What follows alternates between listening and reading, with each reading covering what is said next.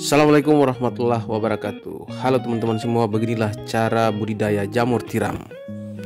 Budidaya jamur tiram sangat populer di tengah masyarakat untuk memenuhi permintaan pasar. Jamur tiram merupakan makanan yang menyehatkan. Jamur tiram mengandung kalori yang rendah dan hampir tak memiliki lemak. Vitamin D dan B12 juga terkandung dalam jamur ini dan sangat cocok untuk dikonsumsi. Jamur tiram memiliki ciri khas berbentuk lebar seperti cangkang tiram, berwarna putih dan tumbuh bergerombol seperti payung. Lantaran permintaan akan jamur tiram tinggi di Indonesia, membuat budidaya banyak diminati dan terbilang mudah ditemukan. Teman-teman sekalian, kumbuh atau rumah jamur merupakan tempat untuk merawat baglok dan menumbuhkan jamur. Kumbung biasanya berupa sebuah bangunan atau ruangan yang diisi rak-rak untuk meletakkan baglok atau media yang dilengkapi dengan rak-rak berisi kisi-kisi yang dibuat bertingkat. Rak tersebut berfungsi untuk menyusun baglok. Rangka rak bisa dibuat dari bambu atau kayu atau besi yang didesain sedemikian rupa. Posisi rak diletakkan berjajar dan di antara rak satu dengan yang lain dipisahkan oleh lorong untuk perawatan. Teman-teman sekalian, ukuran kumbung yang dianjurkan sebaiknya tidak kurang dari 40 cm. Rak bisa dibuat hanya 2-3 tingkat saja. Lebar rak 40 cm dan panjang setiap rak 1 meter. Setiap ruas rak sebesar ini mampu menyimpan 70-80 baglok. Banyaknya rak disesuaikan dengan jumlah baglok yang akan dibudidayakan. Jadi, sebelum memasukkan baglok ke kumbung, ada beberapa hal yang perlu diperhatikan. Pertama, Anda perlu membersihkan kumbung dan rak-rak dari kotoran.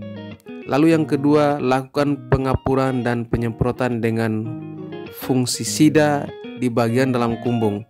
Perlu diamkan selama 2 hari sebelum baglok dimasukkan ke kumbung.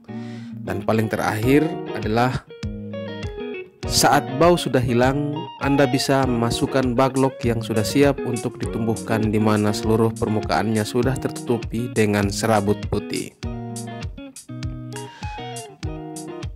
Teman-teman sekalian, lantaran jamur tiram merupakan jamur kayu yang sehingga bahan utama dari baglok adalah serbuk gergaji. Jadi di bagian dalam dari pembibitan ini menggunakan serbuk-serbuk, dan yang paling cocok adalah serbuk gergaji atau ampas kayu yang diambil dari hasil olahan kayu. Baglok dibungkus plastik berbentuk silinder, satu di antara ujungnya diberi lubang.